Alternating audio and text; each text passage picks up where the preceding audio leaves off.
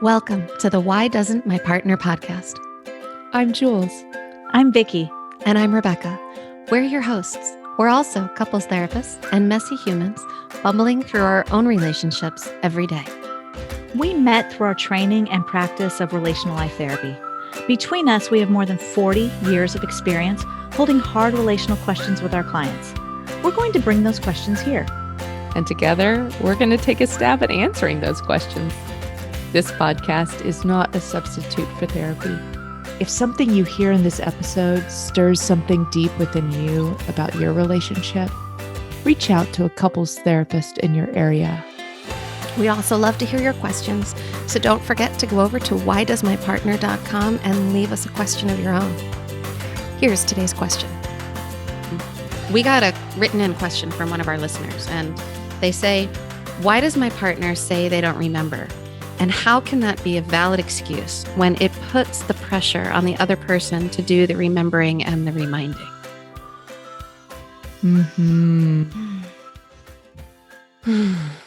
I read this question out loud to my husband, and he said, oh, that sounds like you.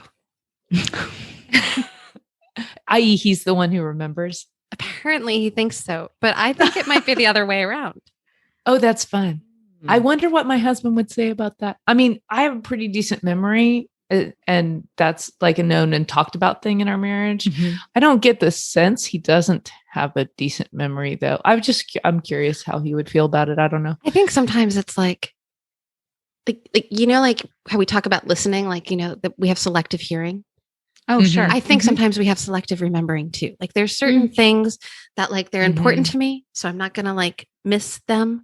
And there are certain things that are important to him, and they don't always line up. We prioritize things differently. And I let go of the things that aren't important to me. Yeah. Mm-hmm. But they may be, but they may be totally important to him, and he'll remember those. Yeah. And what I'm thinking about right now is, there's these different categories of how this could show up for people is coming up for me. So it could be like the remembering about stuff that needs to happen and the logistics of life. And if only one person is remembering, then it's really out of balance, right? Sure. The other thought though is what about remembering stuff that's important to you? So it feels really different if I had a big event and my partner didn't remember that it was happening. I could interpret that as feeling unimportant. Right. Mm-hmm. Right. Or it could be I've told the same childhood story 8 times and they can never remember it. Mm-hmm. And then I start spinning in my head wondering, what does this mean? What does this mean? And the reason we do that, guys, is because we have meaning making brains and they just can't stop themselves. You're always going to make up a story about something. Right. So I'm just thinking about how many different ways this could show up for people listening. Oh gosh, it can so many different things, right? Like you said you were going to do that thing and you didn't do it. Well, I've talked to you about this person that I work with over and over again. Right. Why can't you remember who they are? Right? So there's don't you listen to me? Don't I matter to you? Right. So there's so much in terms of the context here that can all come into this. I also want to just kind of turn around to the second half of this question. The part that says, how could this be a valid excuse when it puts all the pressure on one person to do all the remembering and the reminding? I struggle with that part. What do you struggle with there, Vicky? I feel mean saying it, but that no one's putting pressure, that you're putting pressure on yourself. And my mind also wonders what would happen if you didn't remember either. That, maybe that is too much pressure. I don't allow that pressure on myself. I tell my husband all the time, 2 heads are better than 1. So we use a lot of the task things in our phone and reminders and on, but not a but, an and. Yeah, why are you taking pressure on yourself? So what you're really talking about there is a boundary issue, yes. like a psychological boundary, like a taking this on. Yes. As if you don't do it, then I have to do it. Yes. And it's the have to part that you're wondering about is what I'm hearing. Yes, absolutely. And when you say have to, it's funny because my mind goes to, and that's the resentment that is in this question. When there's a have to, there's resentment. So that not always, I guess, but I'm hearing in my head, well, there are this is just like the internal conversation. Well, there are some things that have to get done. Like we have to make dinner, or we have to take out the garbage, or we have to pay the bills, or we have to. Right. So if I just don't take those things on, then what? And that's my curiosity piece. Then what? Right. Then we're going to lose our house. Then we're going to starve. Right. Then we're going to, I mean, I'm not saying that those are the am curious. I actually, hear you, yeah. I get it. I get it when it comes to our kiddos. Sometimes somebody has to pick the kid up from school. Yes. I'm 100% with you. It have to plan dinner. If we'd been having conversations about this and I said, I don't want to be the one who's always remembering to figure out dinner. I'm not going to do that anymore.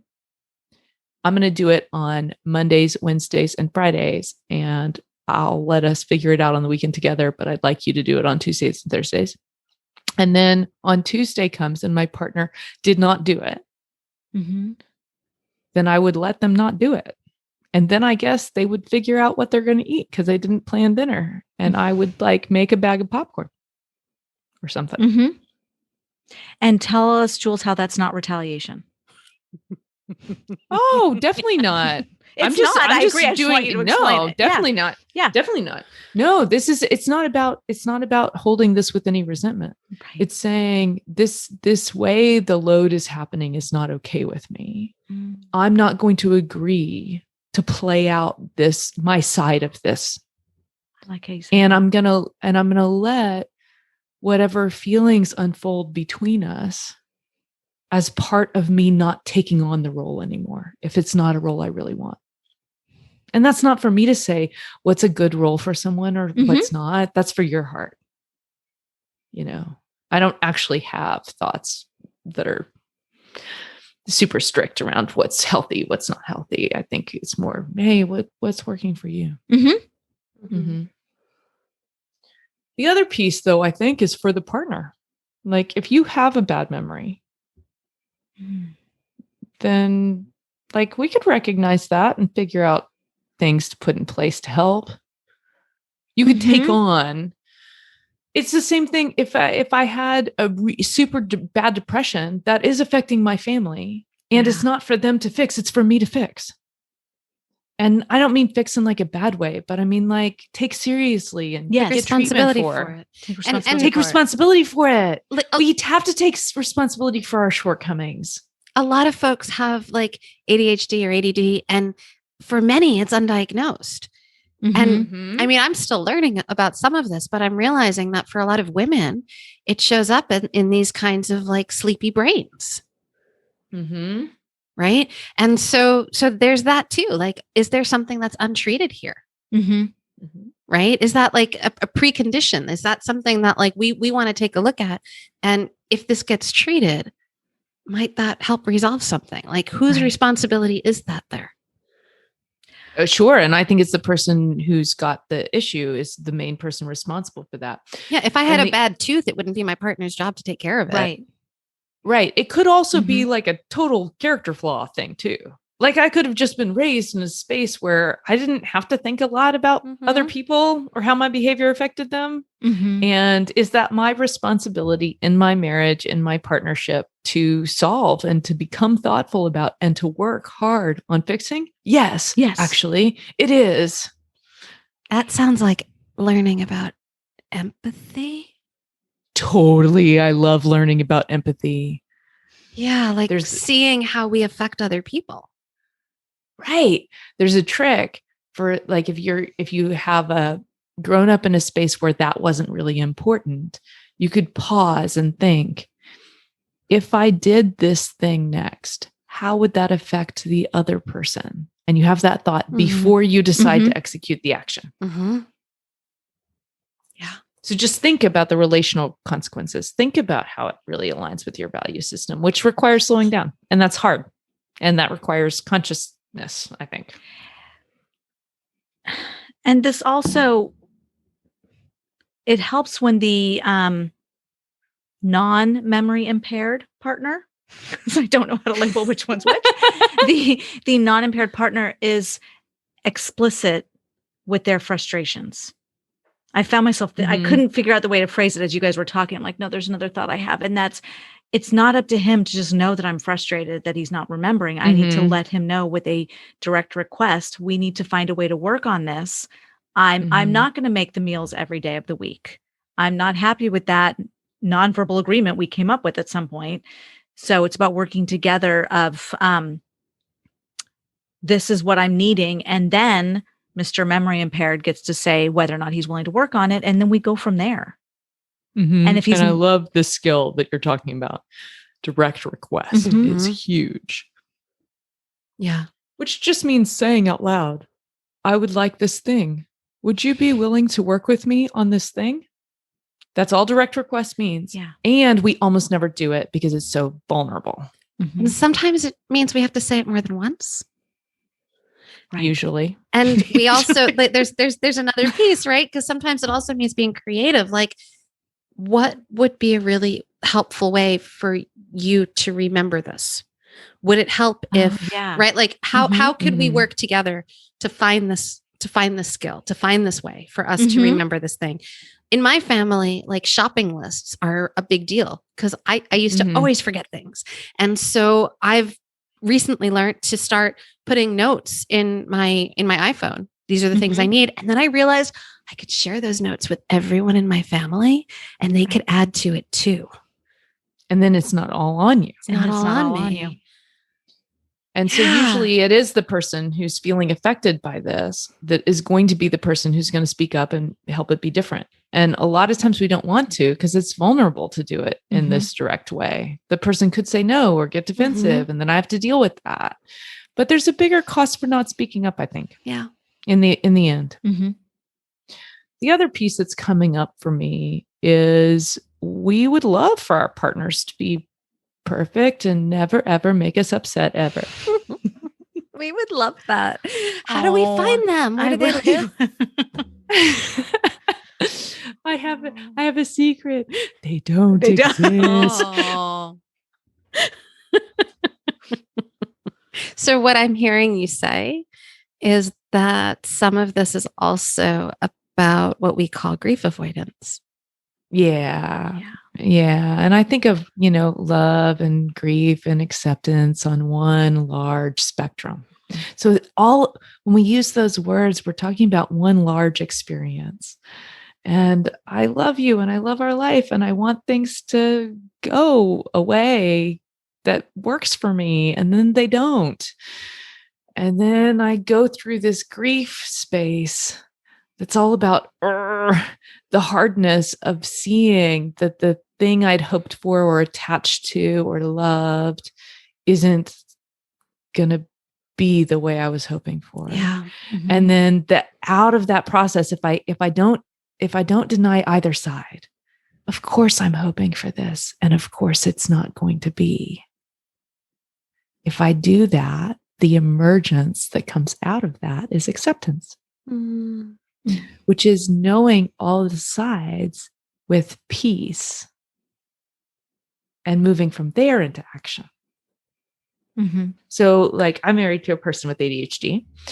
If I have acceptance of that, like I've done all of the space around grief or what that means for our world, like what things I can ask for and are totally reasonable and what things are actually not reasonable for his brain. It doesn't matter how much therapy does. It doesn't matter how much meds he takes. It's not going to happen. I'd love for it to happen. It ain't going to happen. If I can move through my hope and say it's okay to have the hope and move through the grief piece, that's not going to be our path. Then what comes out of that is acceptance. And maybe that's acceptance with I take this on. Or maybe that's an acceptance with, let's figure out a completely different way to do it that really works for both of us. Because the thing I was asking for wasn't ever going to work. So I think there's some acceptance piece that has to come. And I'm sure my sweet husband has to do this with me all the time too. Like I'm a fast talker. I've got a really quick brain. I don't know if anybody's noticed that. I don't speak fast or anything on the podcast, do I?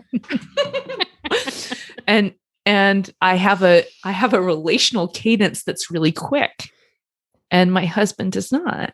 And I try to slow that down.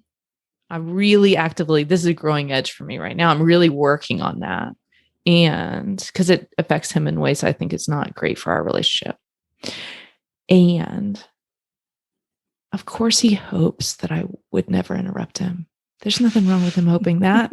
And of course, probably I'm going to interrupt him still, even though I work on it really hard. Really, guys, so hard. I'm holding you so warmly there. And I'm thinking of something that you just evoked for me. And that's just that we all have such different ways of processing things. Like we have different speeds that we work at, right? Like maybe your partner's not remembering this because it just hasn't popped back up yet in their brain.